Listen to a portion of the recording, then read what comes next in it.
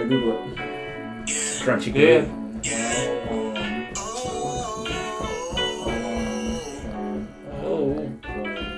They gon' say that I was soft on this one, yeah. Hey, my mama love me like a rock, my mama love me, yeah. I knew that since I made a womb up out of tummy, yeah. I knew that cause she put that food inside my tummy, yeah. She taught me how to turn that gloom into a sunny day. She say that love's not just a verb, no, it's an action verb. But I've been thinking that it's linking or a passive word. Something the world be acting like it's lacking, that's for sure. I've been scratching on my nappies, trying to see what makes you happy. This says you can't use it at all, no matter what. 10 seconds or 30 seconds, doesn't matter. You need written copyright permission from the holder. So basically, every time music is on there, it should get pulled. So Purple Well, it Dinosaur doesn't pull you if you're monetized, so they won't pay you. Yeah. We're not monetized. The artist that I just played is No Big Deal, and I'm pretty sure this is no big deal that we just played a song. Yeah, whatever. I was just Purple Dinosaur by No Big Deal. But hang on, say what you said again. Say what you said. So We're if not you're on monetized, YouTube. if you're trying to make money off of YouTube, they'll But we've had a polar. You said we've they had flag it just to let you know you have copyrighted music or whatever in your video. But it doesn't take it down or anything? No. Oh, I thought It just flags it saying that. So if we were playing monetized something. and if we made any money off of this, they would send it to Mr. No Big Deal. Mr. No Big Deal. And he would email them back saying, No big "Oh, those three guys? It's no big deal." They can keep that. He Sometimes, watches every Friday. because No Big Deal orders coffee from Blue Bonnet Coffee I and see uses what the you did code AHBC at checkout. For 10% off. Because it's no big deal. Because it's no big deal. It's no big deal. And that's called Purple Dinosaur. It's actually a really fun song. I listened to it with the daughters on the way to school. I listened to There Jesus you go. Bible Story on the way to school. You should probably try to be a better person. Well, you're already taking your kids to Christian school. You have to like double it up or what? Yeah. Can't get too much Jesus. Ooh, today we heard Satan's voice. Whoa. Man. It is the Y'all need a little more 21st. Jesus. It is 2021, April 21st, and you, Leighton Coffin, heard the voice of Satan. Yeah. And so my kid was like, Eli was like, wait, was that Satan? And I was like, well, yes, but no. It was somebody portraying to be Satan. Oh, so this you're actually listening to. What are you listening to? The audio Bible. Oh, it's the audio Bible? No, it's like a dramatized. It's like kids' Bible dramatized. Is it the U version one? It's. See, we're in the middle of Noah's Ark right now. These are the generations of Noah. Is it the Bible one? Noah was a righteous man, blameless in him. Gonna get flagged for that too. Probably. No, I don't know. It's just some little kid one. But it's good. They put little cheesy songs in the middle of it and stuff. I like it. Takes us about one whole school year to get through it. Like we just restarted. Cool. Yeah. That's interesting to bring that up We got because a 15-minute drive to school. I sent an email out today. I don't know if anyone remembers we have a reading plan that we've been doing since January. Oh, snap. You don't remember? I don't read. Oh. No, I listen to it. I listen to it on the Dwell Bible app. They could be our sponsor one day.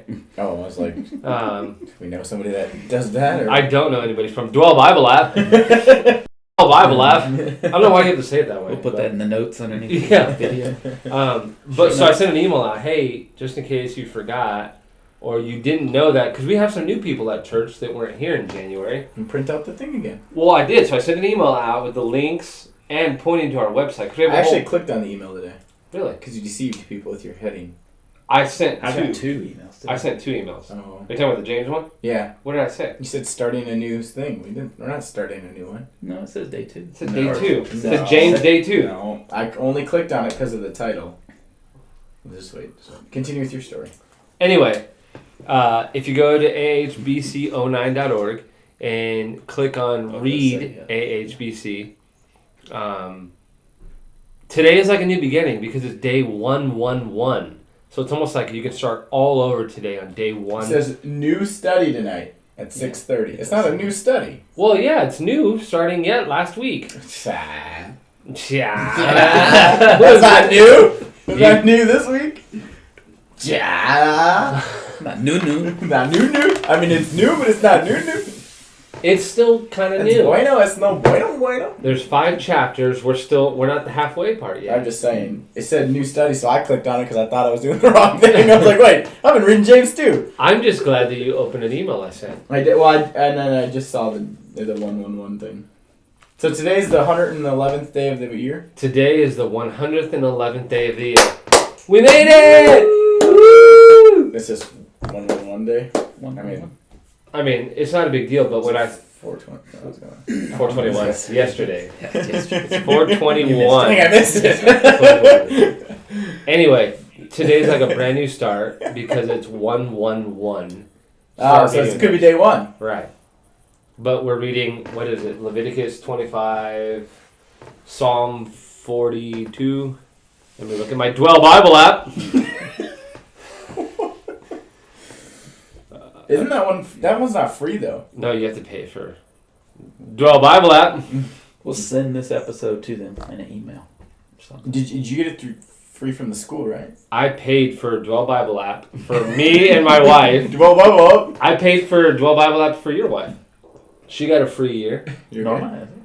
Wait. No, but she paid for her own. Yeah, she already had. Also, we did a contest here at church, and there was a couple of people. Oh, I put a little thing on my email. Yeah. If you read this, first person to respond gets a Dwell Bible app for free.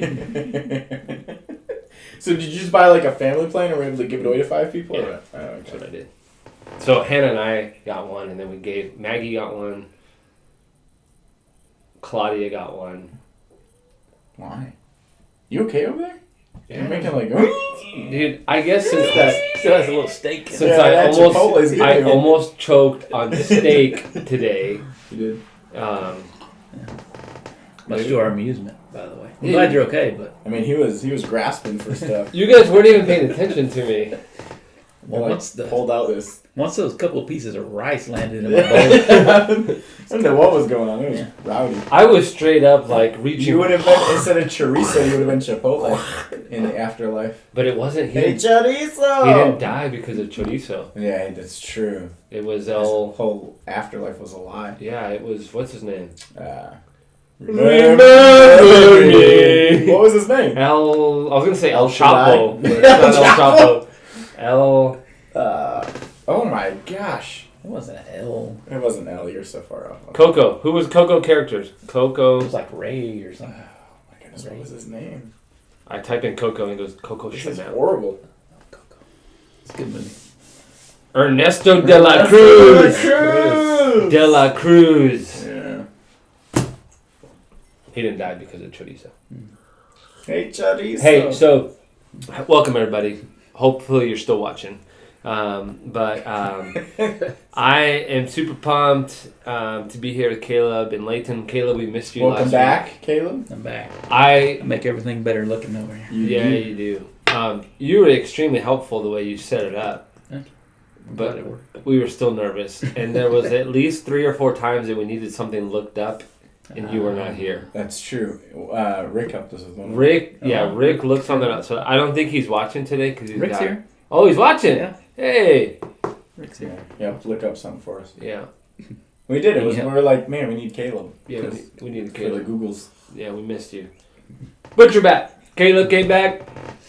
Glad you're here. Speaking of Bluebonnet coffee, not only are we enjoying the taste of Bluebonnet coffee, but Bluebonnet coffee will be, well, They are. John and Whitney will be in the house on Sunday. So super pumped for that. Cool. Yeah. Can we like brew a different company coffee, just Ooh. for Sunday, just to Solid, be mean? solid burn. Yeah, just to be funny. Solid No, burn. it's not funny. No, Yeah. I don't think you did. I enjoyed my Leticia Lopez this morning. Yeah. Good stuff. Yeah, Bluebonnet coffee. It's good stuff. Mhm. They'll be here. And John's getting baptized. That's awesome. So it's gonna be. We're gonna baptize him in Bluebonnet coffee. Ooh, that'd be cool.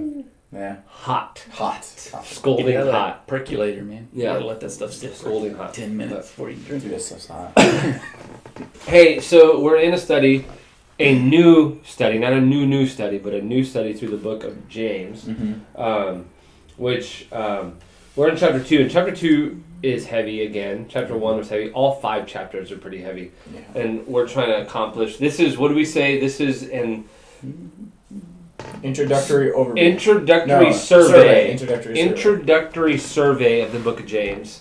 And so we're in chapter 2, and chapter 2 is really broken up into 2 sections, really. I'm going to make this statement. I wrote this down on my Bible. This is the Bible. I am what it says I am. Do you know that reference? No, you shouldn't know that reference. Anyway, I developed a James study. Really? Yeah. I used to do it for the Methodist Church confirmation. Oh, yeah. Of course. And so I would do this survey through the book of James.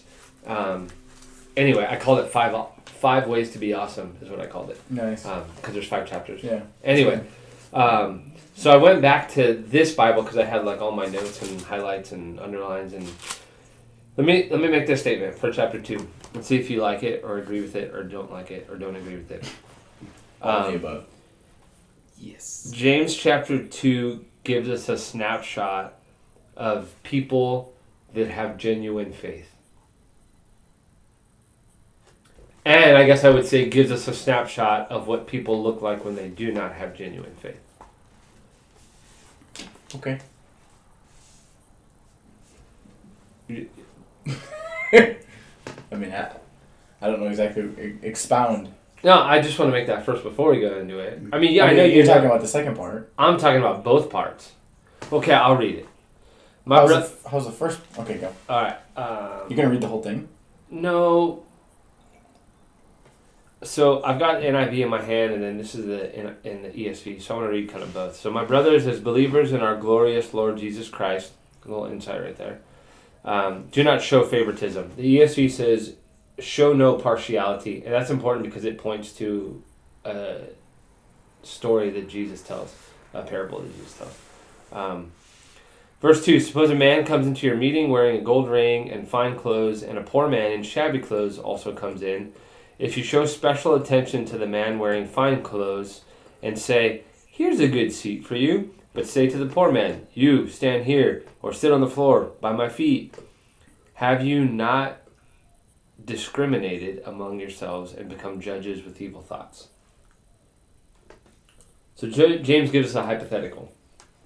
Yeah. But it's not as hypothetical as we think, because if we're really honest, We do this every day. Mm-hmm.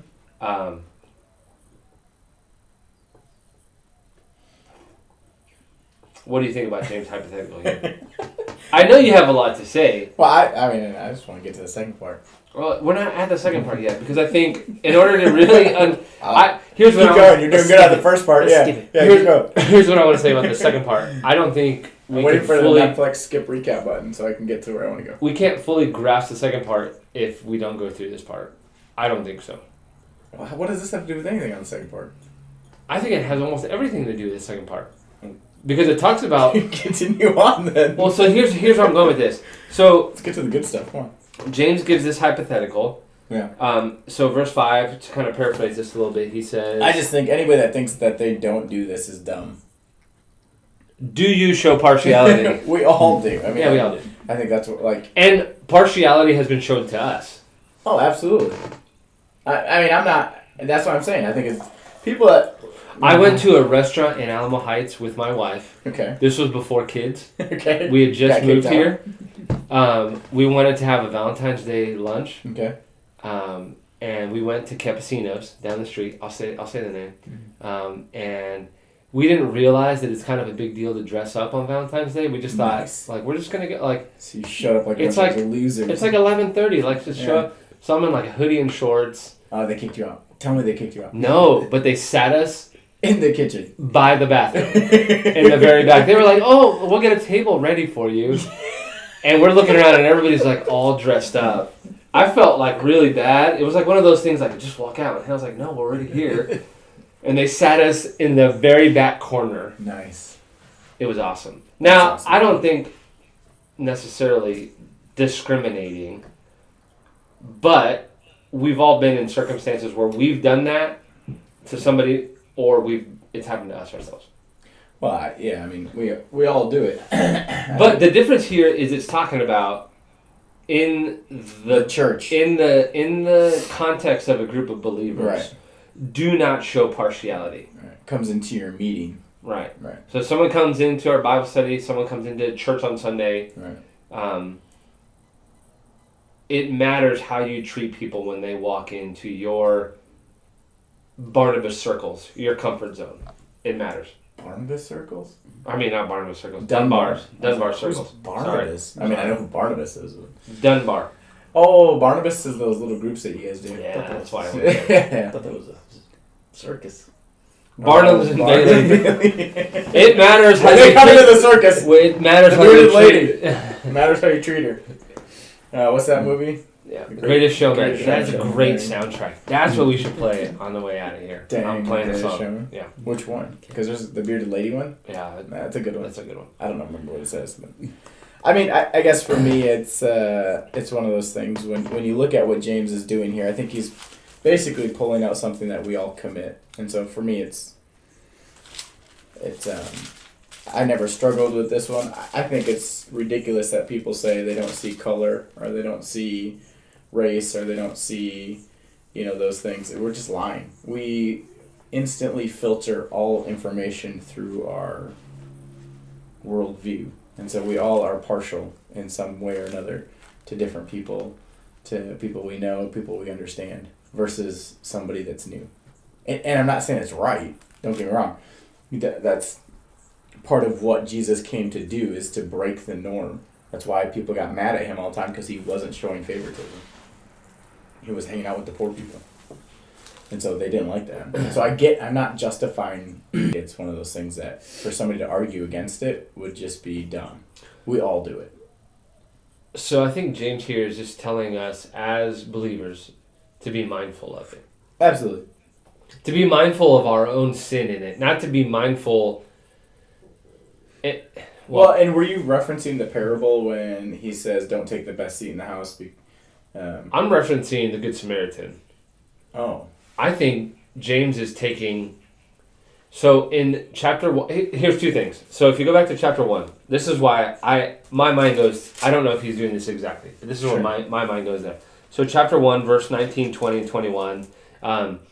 Don't just consume, read, study the word, but do what it says. Sure. And then we ended with religion, verse 27, that God our Father accepts as pure and faultless as this: to look after orphans. Whoa. Orphans? To look after orphans and widows in their distress, and to keep oneself. I saw it all together, okay? I saw it all together. Let me rephrase what I just said. So, a pure and faultless faith is this: to look after orphans and widows in their distress, and to keep oneself from being polluted by the world. So, twofold here. Orphans and widow in distress aren't going to look good. So when orphans and widows come into our... Sure. When they bring their distress into what we think is our perfectness, don't show partiality. Yeah. Because a pure and faultless faith is one that reaches out and meets those people where they're at. Well, and he kind of goes into it later where he says basically they've got more faith than you because how much faith it takes them just to live every day compared to those who are rich. I think it's, So, and the funny, he goes into it so well. Verse 5, listen, my dear brothers and sisters, didn't God choose the poor in this world to be rich in faith and heirs of the kingdom that he has promised to those who love him? Yet you have dishonored the poor. Aren't the rich the ones who oppress you and drag you into court? Don't they blaspheme your good name and invoke over you? Like, we think about it, the people in power are the people that we all hate.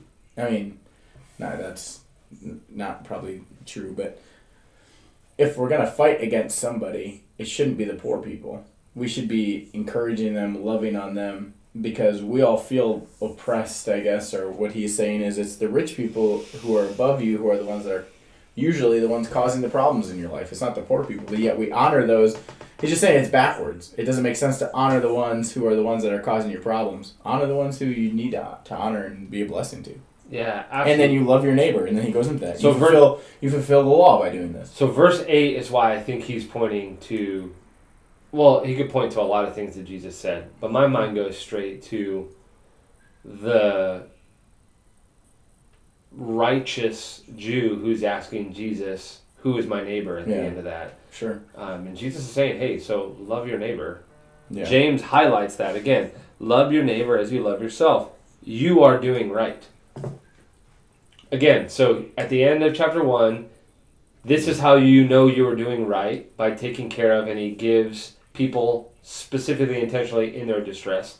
And then he's saying it again here. Your neighbor, when you love your neighbor, you are doing right. Mm-hmm. Sometimes our neighbor is going to walk in and it's not going to be convenient for us. And I think that's what we struggle with the most, at least in this first section for me. It's a matter of convenience. Like when somebody walks in, it's not convenient for us to have to put down aside whatever it is that we have, the comfortable relationships that we have, and deal with somebody who comes in and isn't quite up to whatever. And it's tough. It's obviously a tough thing because we all do this. Yeah, no, and I agree. I think for me, the there to 13 is what I like about the first part, which is... Because it's like the damning part. Yeah. Okay, go ahead. Like you can read it. People are burning, But basically, it just says if you break one, you break them all. And I think for me, that's great because of the next section. It's great for two reasons. One is because it says that we all stand condemned, right, before the Father. If you commit adultery, you commit murder, it doesn't matter. You're a breaker of the law, and therefore you're all going to hell. And I think for me that's important because of this whole idea of what he says next, which is this idea of faith and works. And so for me, it counters my desire to do faith and works, meaning like my desire is to earn my salvation. This first part tampers me down and makes me realize I can't do it. Right. So verse 13, for judgment is without mercy to one who has shown no mercy. Right. Mercy triumphs over judgment. Man, underline, circle, square, highlight that. Put that on your socials. Put that on your cup. Yeah, put that on your Bluebonnet cup and listen to that on the Dwell Bible app. Mercy triumphs over judgment. And look, what this commentary on Logos says, failure to show mercy means a failure to understand God's mercy. Yeah, that goes back to the parable of the unjust servant, where he has been forgiven a whole bunch but doesn't forgive the few coins owed him. So it goes back really to, I really wanted to point that out because it goes back to the statement I wanted to make earlier to start this off. Genuine faith is either being shown here or the lack of genuine faith is being shown here. With the mercy thing you're saying? With loving or not loving your neighbor. Not taking care of the widow or the orphan. Yeah, showing favoritism. Partiality, as he calls it. Yeah. Yeah, I think it's an area of growth. I have no problem with the first part. It's good. Yeah, it really is good. Okay, so we downshift to verse 14. Because I know you're ready for verse 14. Okay, I'm going to read it and then... Yeah. Verse 14 is heavy, alone. What good is it, my brothers, if someone says he has faith but does not have works? Mm-hmm. Can that faith save him? So if faith without works, can that save him? That's not the worst. I like 18 and 19. That's not there yet. We studied this in our class a little bit when we talked. He brought it up, but he hasn't. What part? This was last week's lectures when we were talking about Catholic versus Protestant faith. Oh, yeah. The traditions or not? Yeah. Yeah, I mean, I think. Well, I mean, Henry brings it up, and he says it well. Matthew Henry. He says the idea that this is the point of justification that James is making versus what Paul is making. Paul is referencing the justification before the Father, and James is mainly focused on looking at from the perspective of those around us. That's if somebody's arguing Paul versus James. Correct. And I'm not arguing that. What are you arguing? Well, no, you brought that up last week. And we can sit here and run circles on Paul versus James. Yeah. And I don't think that's the case for me. When I read James, it really isn't the case. Well, The case. how do you bring together faith without works is dead, and then justified by faith alone? Again, but you're pinning Paul and James. Well, those are the two opposing views here. James is saying justified by works and faith. So I like this. Paul says no. James asserts that genuine faith, again, talking about that genuine faith, affects the believer's behavior. And what is Paul talking about? I'm not even concerned with Paul because I'm not reading about Paul. Well, I'm just saying, Paul is bringing up the exact same point. They're saying the same thing. Genuine faith. They're saying the same thing. But he says without works. You don't need it. Paul also brings up the fact that there are fruit of the Spirit that are portrayed when you're acting and growing in your genuine faith. Yeah, I don't think they're. That's it. I just think it's a mute argument. I don't like. It is, but it's still a fun one. You like, and we're not even at verses 17 and 18 yet. Yeah, I like the burning part. Let's get there. I guess what I'm trying to point out in the email. What did I put in the email? But for me, verse 19 makes my point. Okay, why don't you just read it then? 18 and 19. But someone will say, you have faith and I have works. Show me your faith without works, and I will show you my faith by works. You believe that God is one. Good. Even the demons believe. So good job. Way to have faith. Even the demons have faith. Right. Doesn't mean they're all getting into heaven. Keep going. No, that's it. A senseless person. Are you willing to learn that faith without works is useless? Wasn't Abraham our father justified by works? You stop there. He talks about Rahab too. Correct, yeah. Abraham believed God and it was credited him as righteousness, and then you see the person justified at Rahab, right? Justified by receiving the messengers. Right.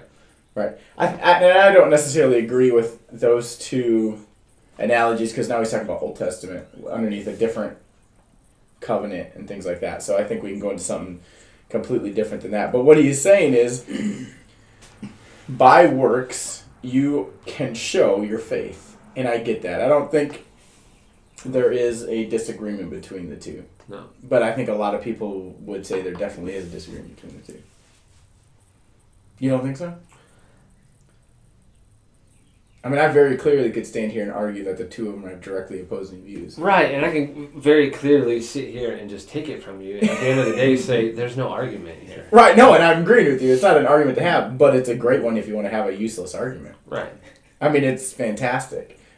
What ultimately James is saying is, it goes back to verse 1.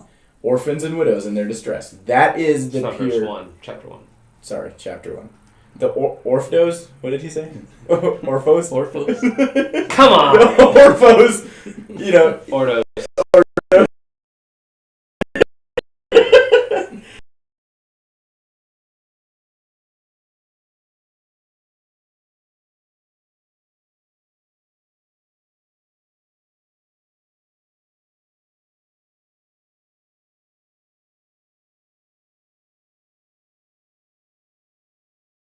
That'll get you into heaven. And I think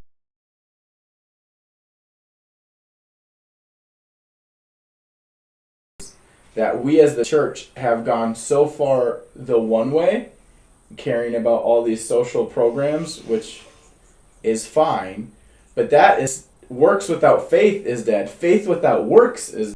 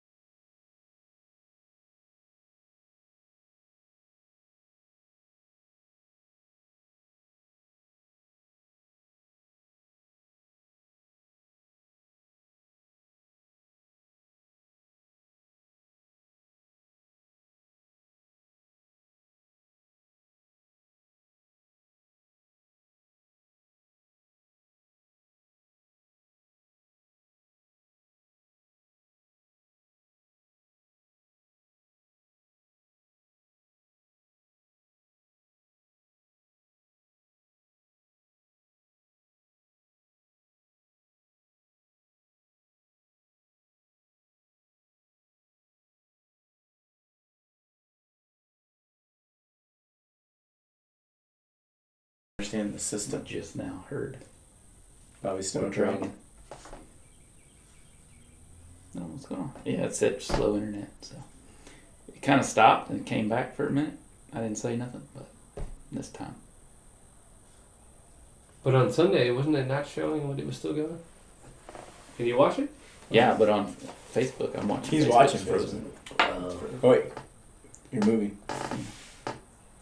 Wait, you're moving again. I'm moving. I think it's working. Anyway, I just got a text from one of our many millions of viewers, and he puts it nicely. Works don't produce faith, but faith produce works. Oh, well said. Yeah, and I think that's what I'm going for. Wait, say it again. Say it again.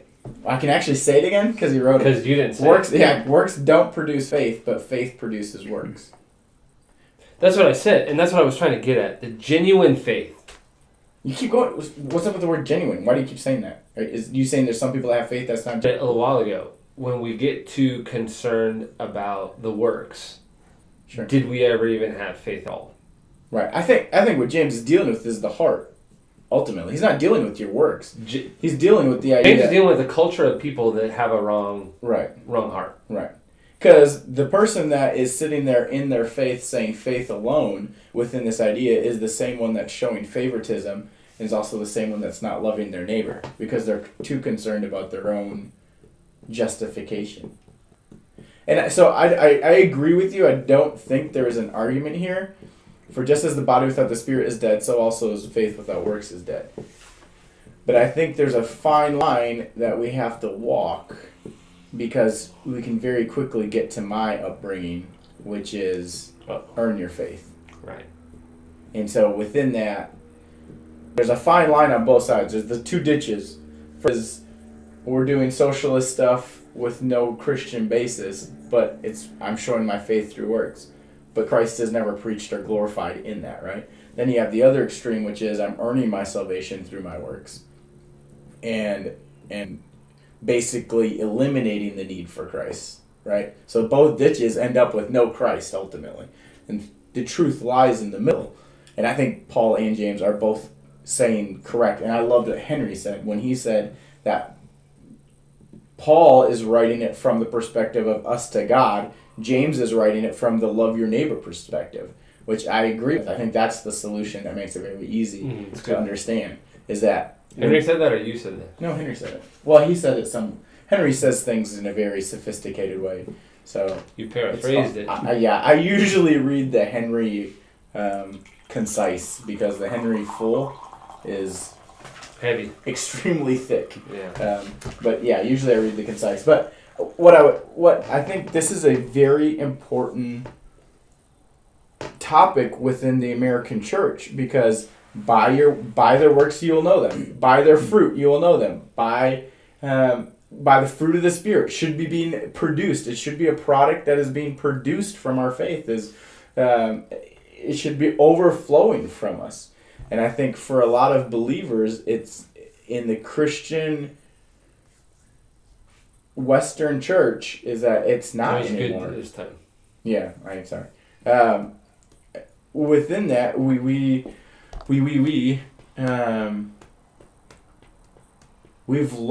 fallen to the two ditches. We've gone full on social work over here, or we've gone full on you're all going to hell because you have zero of it, and we've lost Christ in both of them. And I think, and then what you see is this battle, like these two sides fighting. Well, you're not doing enough. Well, you're doing too much. And where's Jesus in both of them? And I think for me, that's where there should be a change from when Christ says you're a new creation to versus your old creation. And what I see most of us is still the selfish, only cares about ourselves person from before. There's not this helping of the orphans and the widows. There's not this loving your neighbor. There's not this not seeing the poor versus the rich. Like, I mean, we talked about it on Sunday. Slave versus master. Bondservant versus master. Child and parent. Not versus, that's a bad word. Husband and wife. Like, the Bible levels the playing field on these things. Why? Because we all have a master who's in heaven. Don't forget that there's somebody above you. Yeah. And your work should be genuinely giving to the Lord. And so if you would treat everybody truly like you're Christ sitting there, I would be treating you differently than Bobby. At least I should be. You know, and we don't. We just don't treat that person. We're not serving unto the Lord. Even the demons believe and shudder. And I think that is a lot. Like, there's a lot of people, and I don't know this, I'm not God, so I can't say this. I believe there's a lot of people who can get the gates of heaven and be disappointed. Like, yeah, demons believed. You heard my voice today. Yeah, I heard his voice, the serpent's voice today. And so for me, that you're right. It's not enough. It's not enough just to believe that it's real and that it's there. And I think that's what he's trying to say is like, look, guys, the demons know it's real. They're going to be in heaven too because of it. How do you bring the two together now? So, well, that's good. Far off. That's your problem. Works. Yeah. Heavy on the works, Mm-hmm. which is in the wrong. Yeah. Heavy on the grace alone, scripture alone, go to church alone. Right. Because essentially that's what it is. Yeah. That's It's what it's alone. going to boil down Yeah. to. I can do it by myself. Not necessarily how do you bring those two together, but how do you bring someone who maybe is asking those questions, how do you bring that together? Like, I how do you think- bring those two people to the table? No. How do you bring that one person who's listening to this and thinking, well, no, I did this, I did this, I did this, I did this, or the same, or someone who's thinking, well, no, like, Well, hang on. So I'm 111 days into my Bible reading time. That's all I need. Well, so for the idea of the person that thinks they've earned it, it goes back to the first part where it says, you break one, you've broken them all. So, like, first part of chapter 2 makes it very clear. First part of chapter 2, second half, verse 8 there through 12, makes it very clear that you've broken the whole law. So you can't earn it. If you're trying to get through Moses, you can't do it. And so you have to have Christ.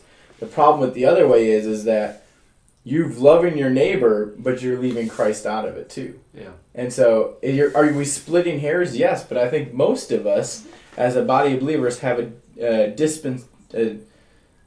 not dispensation, a one way or the other thing. What am I looking for? A natural thing to go one way or the other. What's that called? Disposition. Okay. We have. Thank you, Caleb. Caleb's back. Glad he's here. We have a natural disposition to do one or the other. I keep wanting to say I know big dispensationalism. words. I know big words. It's like, see, this is what school does to me. Seminary makes me into an idiot. Yeah. Well, Gets you in a little bit. Yeah. But Just makes it come out. so I think that's where it's typically when it just makes it come out. Typically, we're gonna go one way or the other on this, and I think what he's trying to say is that they're both wrong. Yeah. You need to walk this path. So verse 20, James says, I just lost it. Senseless person. That one. Yeah. What does yours say? Foolish person. Nice. Do you want to be shown, you foolish person, that faith apart from works is useless? Yeah. You don't want to be shown that. Now, do you want to be shown that? So, the commentary, I love the way it says it. But Abraham was justified. Why? Because he took action upon the word of God. God comes to Abraham when he's in Ur and says, leave your family. I need you to go. Right. Abraham knew God was real in that moment. Boom. But if Abraham doesn't act, what do we have? Father Abraham. Yeah. It's not even a song. It's not enough. Think about that. Jeez. Yeah. So I think that's where a lot of people are like, it's okay to believe. Please believe. Even the demons do that. What is your step? Where is your fruit? What is the actions? Do it. Live it out. Yeah. Do the orphans and widows. Do the neighbor, love your neighbor. Do those steps of action, the fruit of the Spirit. Do those things that come after those. And that's, for me, that's where I'm like, yeah, let's do that. Why? Because I fall on the side of trying to earn my salvation. So it's also understanding of the heart and just knowing, why am I doing this? We've launched this construction business, right, this last couple months. And the funniest thing ever is, so it's me and Gus, is I walk in to bid a job, and I have compassion on people. I'm like, gosh, like, I can't charge you that much, right? Like, you can give me the quote from the last guy, and I look at it and say, man, these people are they're just scamming y'all. And Gus looks at it and says, stop giving it away. You know, stop just being free of it, right? Like we got to make a living now. And so there is this double road that is there. But my thing is like when we look at the two extremes almost in anything in life, the answer lies in the middle of the road within this idea of earning your salvation versus the idea of just sitting there and walking through it. And it's a hard struggle. And the crazy part is I don't think most people even see the struggle that's going on in their lives. And I guess that's what I'm trying to say tonight is you're in one of these camps. So the word here, foolish, though, is not a spiritual word. It's an intellectual word. Just calling them idiots, like as in like mentally? Like intellectually you're not getting this. Sorry. So that's why I keep going back to this genuine faith. Stop. Just faith. Why? I still don't understand the word genuine. Why does that have to be there? By saying genuine faith, you're saying there's some people's faith that's not genuine. That's true. I'm sorry. I need to. So it's change either my- faith or not faith. Yeah, it's not faith or not faith. It's got to be genuine to be faith. True faith is what I have on the email. Okay, well, I guess there is fake faith, because the demons have faith. So intellectually here, So okay, we're not getting this. We're not even getting it spiritually because we're not Sure. getting it intellectually. I see what you're saying. Is what I'm getting at. Yeah. That's a problem, and that falls on like those of us that are teaching, those Sure. of us that are meeting with people, those of us that do have faith and aren't producing any kind of fruit, any kind of product of grace or love or a It goes back to verse 13. Mercy. You don't have mercy on the other person. or people Or for people. general. Right. I think maybe you might be right with that verse 13 playing a more important role than I want to give it credit for, which is that mercy verse. Because I think if we would understand the other side of the equation, we would have a sense of mercy. And if you don't, And we're we- just foolish. Well, and we should understand the other side of the equation. Because we were once there. So I in my discussion board group, somebody asked me, "Why did you use that verse, and why did you use the Message version?" Like, I think I'm like the only person at seminary That's using the Message version? a paraphrased version of the Bible. Absolutely. Absolutely you are. But Especially at this one. But I love it. So this is this is what I used. Psalm 51. But if you read the Message version, I'm guessing this is like verse 5 or 6. Are you in, James? What did No, you say? this is Psalm 51. Psalm 51. So Psalm 51 says this: "Don't throw me out with the trash, or fail to breathe holiness in me. Bring me back from gray exile. Put a fresh wind in my sails. And then, give me a job teaching rebels your ways so that the lost can find their way home." So that's what I used in this idea of, it was in our missiology class. That's the job I want. Because I've not been thrown away, because I've been given a fresh breath in my sails, give me the job of teaching rebels your ways. Because I was once too a rebel. And I think the same is going on here. At least I feel this idea of faith and works is we were once at that, and the partiality. We were there once. Maybe we're still there today. But now that we're coming to this understanding of a true faith, or this idea of a growing, strengthening faith, something is going to happen within us that's going to lead us to act in such a way that shows that we have faith by the things that we do, by the works that we have.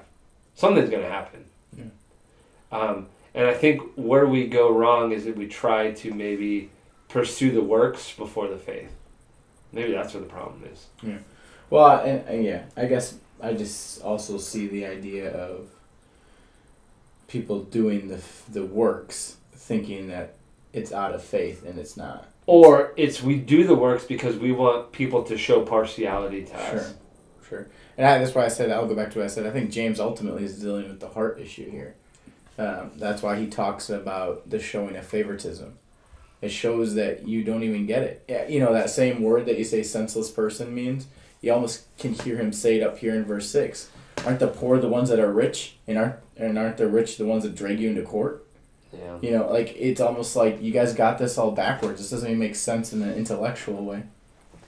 But I think ultimately it's just, you've got to know where you lie within some of these things, because it should be producing a difference within us. And I think, my heart breaks for people on both sides. And within that, we eliminate Christ in both of them. This is kind of what Jesse said. Deeds demonstrate the validity of one person's profession of faith. Say it again. Deeds or works demonstrate the validity of a person's profession of faith. Yeah. I think one of the things I don't like is every time people, then they're, were you ever saved? Were you ever saved? And that's not the argument. No, I know, but within that, I hear that a lot within the assurance of your salvation kind of thing. Yeah. And I think that's where it, I look at, like, you can do the greatest actions, you can be the greatest person in showing and demonstrating all the fruits of the Spirit on your own and still completely miss it. Are they the fruit of the Spirit? Well, okay. Demonstrating a fake fruit of the Spirit. A genuine fruit of the Spirit. But ultimately, you can't, the other way shouldn't be true either, where you're on the inside, but all of your dead on the outside. Like, that's the whitewashed tombs that Christ says. And I think that's where I look at this and I say, I think that's exactly what James is dealing with. He's dealing with these people who are self-righteous. It's Paul in Athens saying, "Men of Athens, I see that you're religious in every way." Yeah. But you still have an unknown God. Yeah. Because they knew something was still missing. Yeah. Like, I think that is a fascinating way to look at it. And I think James is dealing with that. I think he's trying to deal with this idea of, you all are out there saying all you need is Jesus. And that's true. But at the same time, there should be some kind of, you have to have a reaction. You can't just, there's no way Christ can enter your life and you not be changed. I always tell people, if it wasn't for Christ, I'm pretty sure by the age of 21 I'd have been in jail or dead, because I just know my personality. So with Christ, there's got to be a difference, and within us, we're acting the same, we're doing the same, we're fighting the same fights, we're hating the same people. We don't have those forgiveness, we don't have the mercy, we don't have the heart for the orphans and the widows, we don't have the love for our neighbors. And I think if you are experiencing some of those things, you need to check yourself and say, hey, how do where is my faith? Yeah. Because the demon, I'll go back to that. The demons believe. They believe and shudder. They're not getting in. Like, there's more to it than just that. And I think that's significant when you look at it. And you can take it too far. You can go jump off the other ditch. And so I think that's why Paul and James are both coming at it from the opposite sides. And they're saying, look, there's this middle here. Yeah, but I think there's also, James is sitting in Jerusalem, and Paul's talking to more of a Gentile audience too, so. Correct. Not that it makes it any... But I think the main issue there is the perspective. Yeah. Paul is saying, hey, before God, you cannot be justified. James is saying, before your neighbors, before your peers, you can be justified. Show your works to those around you. So verse 26 ends chapter 2. And I think I did not find anything on this, but for as the body apart from the spirit is dead, so also faith apart from works is dead. Mm-hmm. I was seeing what Henry said. Did Henry give us anything? Yeah, he's got something here. This, again, somebody in this CSB, this may seem a contradiction to Romans 3:28, but it's not. Yeah, so faith is the root, good works are the fruit. We must see to it that we have both, is how Matthew... So the problem is, again, the heart. We must not think that either without the other will justify and save us. Right. And that's what James wraps it up beautifully there. Yeah. Check your roots. Check your roots. Yeah. So there should be an action that comes out of it. But because we're rooted in a faith to Christ. Right. There's no way if your roots are rooted in Christ that you won't have a production of good works. And I think that's what James Big said. and small. Big Because and I also think, again, going back to the partiality, we think it's going to be this big thing that everyone's going to know. Yeah. And it's not always the case. People should notice a difference. People near you, but not the whole... People should know you're a Christian by your works. You don't think so? I mean, I'm not saying you walk in a room and there's a glow about you like Moses coming off the mountain, but people should know. If somebody walks up to you and says, I didn't know you were a Christian this whole time, you're missing something. Yeah. You either haven't verbalized it or like sitting in here on Sunday morning doesn't get it done for you. No, I guess what I'm trying to say is my fear is that somebody feels condemned because their light is not shining for all to see. Good. They should feel not condemned. What's the other word? Convicted. Dispensationalism. No, condemnation, there is no out. Conviction is you realize you're wrong and need to do something about it. Mhm. Yes, you should be convicted about the lack of good works in your life. Then maybe we should leave it there then. Good. Be convicted. Because I'm earning it. As he looks into the camera. camera. As he looks deeply into the camera. No, it's a good discussion. Obviously it's very convicting for somebody like me. Like I said, I get convicted on the first part, which is you break one, you broke them all, and so I think that's important. I think Jesse's got the quote of the night: "Works do not produce faith, but faith produces works." Did you write it in? He did. He said faith is a verb. Oh, Jesse. Good insights, Jesse. That's good. Thank yeah. you. Thanks for watching. Thank all of you for watching. No big deal. Dwell Bible app and Jesse. Blue Bonnet Coffee. Blue Bonnet Coffee and Rick. You're supposed to do Bearded Lady song. Oh, I know I am. Well, we're going to pray first. Oh yeah. All right. Okay, I'll pray. God, thank you so much for this day, for my friends here in this room, for those that watched, and those that are watching at a later date. God, thank you for your word. Thank you for James penning such massive words for us to convict us, to grow us, to stretch us. And so may we be rooted in you, and may our rootedness produce works and deeds that affect other people's lives and bring glory to you and show that we are rooted in you. And would that be contagious? And so we need you in this, and that we would not show partiality too when people come in and out of our lives or in and out of our context.